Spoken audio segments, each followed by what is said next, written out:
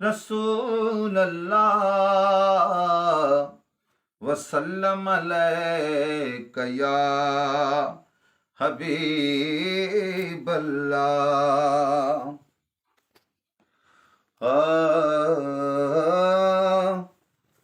अज भाग खुलिया हर मोमिन जा, मेहमान भलारो आयो आ, मेहमान भलारो आयो आ।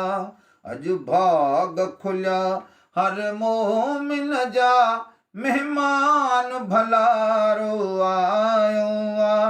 खणी खास खजानो रहमत जो, रमजान भलारो आयो आ।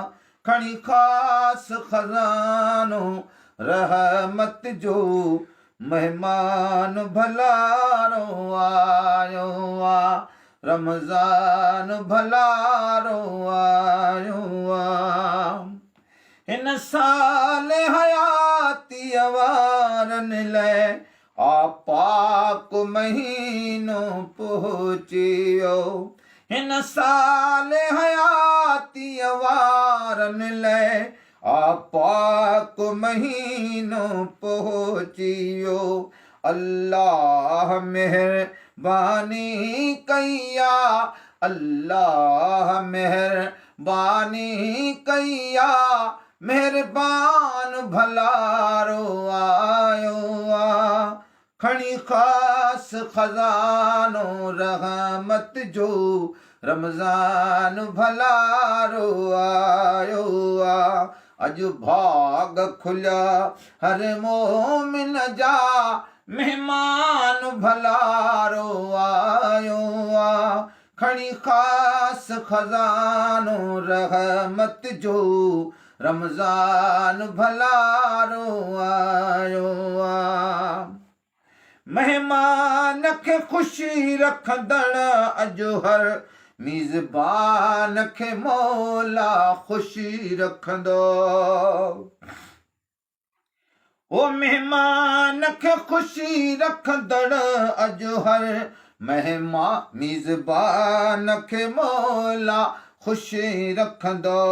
मेहमान वठण मीज़बान लिखा, मेहमान वठण मीज़बान लिखा, वधमान भलारो आयो आ।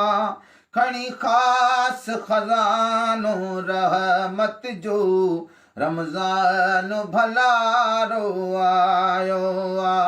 अज भाग खुलिया हर मोमिन जा, मेहमान भलारो आयो आ।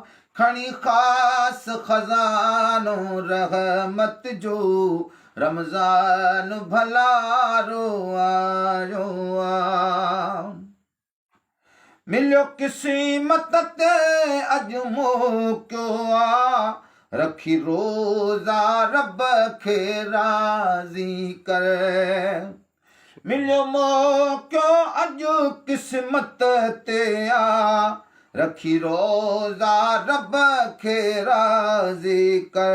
खणी रब जे फज़ल ऐं करम संदो, फरमान भलारो आयो आ।